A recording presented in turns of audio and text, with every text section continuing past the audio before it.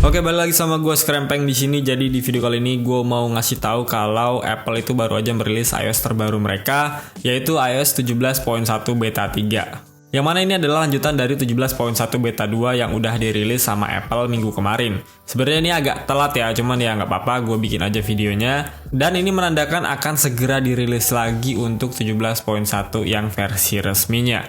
Kemungkinan untuk developer betanya tuh nanti sampai beta 4 atau beta 5. Jadi sabar aja tungguin versi resminya rilis. Atau kalau nggak sabar pengen cobain beta version, yuk download aja dan simak hal-hal baru yang gue sampaikan kali ini. Di updatean kali ini gue menggunakan device utama gue lagi yang sama, yaitu iPhone 15 Pro. Sengaja gue beranikan untuk pakai device utama gue di beta version ini. Yang pertama karena biar gampang aja ngulasnya, karena ini adalah primary device. Dan yang kedua karena gue penasaran sama isu overheat bisa hilang atau enggak di updatean kali ini. Buat kalian yang belum tahu, awalnya gue pakai 15 Pro ini emang nggak ngalamin isu overheat ya. Tapi akhirnya gue mengalami juga di 17.1 beta 1 kemarin. Dan itu nggak asik banget rasanya. Harapan gue sih bisa terselesaikan dengan adanya beta version kali ini. Tapi faktanya overheat itu ternyata masih ada sampai di 17.1 beta 3. Jadi gue rasa Apple belum bisa nanganin isu overheat yang ada pada iOS 17 ini. Oke, kita langsung cek dulu aja untuk size-nya ini di 600 MB-an. Ini posisi gue sebelumnya di 17.1 beta 2. Seperti biasa, setiap device itu akan berbeda untuk size update-nya. Jadi semakin jauh jarak iOS-nya, maka akan semakin besar juga untuk size-nya. Dan untuk build number-nya yaitu 17.121B5066A. Pertama-tama seperti biasa, kita coba cek dulu untuk storage-nya apakah ada perubahan di sistem datanya. Di sini untuk loadingnya cepet ya, dan sistem datanya gue dapetin di 1 gigaan. Jadi ada perubahan dari 17.1 beta 2 kemarin, memang lebih kecil. Ya semoga aja ini stuck ya, nggak bertambah, dan semoga aja bisa lebih kecil lagi untuk size-nya. Yuk lanjut kita ke apa aja yang baru.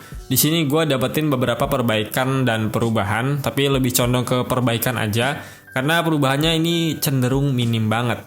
Di sini Apple kasih perbaikan sensitivitas pada action button. Jadi pada saat kalian pakai iPhone 15 Pro yang udah ada action button, terus dikantongin di saku celana kalian, itu tuh sempat ada isu yang mengatakan bahwa action button ini terlalu sensitif, sampai-sampai nggak sengaja kepencet di saku celana si penggunanya. Makanya Apple bikin updatean 17.1 beta 3 ini salah satunya untuk mengatasi hal tadi. Walaupun gue nggak ngalamin ya, tapi it's okay, berita baik juga ini untuk kita semua. Tapi gue sempat mikir sih, apa kabar dengan fitur Quick Access Flash dan kamera di lock screen iPhone? Gue tuh lebih sering nggak sengaja kepencet akses kamera atau flashlight di mode lock screen ketimbang action mode tadi. Dan lu tahu sendiri kalau flash atau kameranya nyala terus itu suhu iPhone-nya jadi lebih panas. Ditambah lagi kalau lu pakai 15 Pro yang overheat, ya udah lengkap panasnya. Maksud gue gini Pel, kenapa lu nggak coba kasih perbaikan unsensitive ke Quick Access Lock Screen tadi yang udah jelas-jelas sering terjadi miss di situ? Kan lebih berguna gitu daripada action button yang udah pasti tombol. Harusnya kan nggak terlalu sensitif karena harus kita tekan dulu. Kalau yang tadi kan ya kita slide, kita sentuh, dia udah pasti sensitif. Jadi gue rasa ada yang lebih membutuhkan, kenapa lu nggak prioritasin itu dulu gitu loh. Gue harap sih lu tonton video ini ya Pel, biar lu tahu keluhan dari pengguna lu seperti apa. Next, kita sekarang diberikan tampilan baru di Apple Watch. Tunggu dulu, ini bukan watch face ya, ini tampilan awal pada saat kalian ingin pairing Apple Watch ke iPhone kalian. Di beta 2 kemarin tuh Apple kasih 3 watch ya, yaitu SE2, S Series 8, dan juga Ultra 1. Dan di 17.1 beta 3 ini diupdate, diubah untuk iPhone-nya, yaitu ada SE2, Series 9, dan juga Ultra 2, sesuai dengan Apple Watch terbaru yang udah dirilis sama Apple di Apple September event kemarin. Serta untuk watch face barunya juga ditampilin ya di masing-masing Apple Watch ini. Terlihat lebih fresh, tapi ya menurut gua tetap aja nggak ngaruh apa-apa. Lanjut di sini untuk kamera, yang mana ada perbaikan pada fitur cinematic mode-nya. Ada keluhan dari beberapa pengguna yang mana pada saat dia pakai aplikasi kamera itu mengalami freeze atau force close pada saat melakukan cinematic mode. Dan sekarang Apple udah fix hal itu, it's good sih, walaupun gua nggak ngalamin juga karena ya emang gua nggak pakai fitur cinematic mode tadi. Lalu untuk power atau konsumsi daya, di sini untuk Apple Watch ya. Jadi sempat adanya penurunan konsumsi daya pada saat kalian kombinasikan watchOS 10.1 beta dengan iOS 17 atau watchOS 10 dengan 17.1 beta. Dan sekarang Apple udah fix hal itu dan bahkan sudah ditingkatkan lagi untuk performa baterainya. Gua pakai Ultra 1 di watchOS 10.1 beta dan sampai saat ini sih emang nggak ada penurunan performa baterai ya.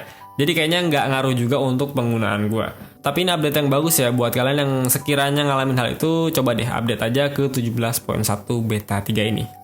Kemudian ada beberapa perbaikan juga di bagian widget aplikasi yang biasa kita pakai untuk quick access kayak musik dan lain-lain. Yang tadinya sempat ada blank widgetnya tuh nggak bisa diakses, sekarang udah diperbaiki dan harusnya nggak terjadi lagi ya blank di quick access widgetnya. Emang sih gue sempat ngalamin hal itu dan kalau nggak salah teman gue si Sandul Pikar juga sempat dapetin bugs pada saat dia review iPadOS beta. Dan gue rasa itu nggak enak banget ya, kita lagi quick access di widget sementara dia blank kan. Jadi kalau mau akses kita harus buka dulu aplikasinya baru bisa diakses. Kayak misalnya Apple Music, di widgetnya blank, kita harus buka dulu Apple Musicnya baru kita bisa play musiknya. Nggak bisa langsung dari widgetnya karena ya blank tadi, bugs yang muncul di iOS sebelumnya. Jadi buat kalian yang emang ngalamin hal serupa, saran gue mending update aja.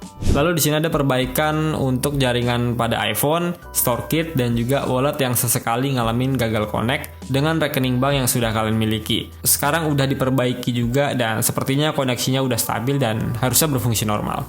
Kemudian ada update juga di negeri Napoleon, Prancis, yang mana adanya gagal uji SAR, Specific Absorption Rate, untuk iPhone 12 di Prancis. Bahkan kabarnya ini sampai ke seluruh dunia ya. Jadi yang dimaksud gagal lolos uji di sini adanya kelebihan transmisi energi ketika iPhone 12 itu didekatkan dengan tubuh kita, terusus tangan dan juga kepala. Yang infonya sih akan berpengaruh juga kepada kesehatan manusia ke depannya. Makanya Apple langsung kasih updatean 17.1 beta 3 ini untuk perbaiki hal tersebut. Sekarang kita lanjut ke tes Geekbench. Seperti biasa gue lakuin 2 kali tes. Yang pertama itu CPU, yang keduanya GPU. Di CPU-nya ini gue dapetin single core-nya di angka 2953 dan untuk multicore-nya di angka 7416.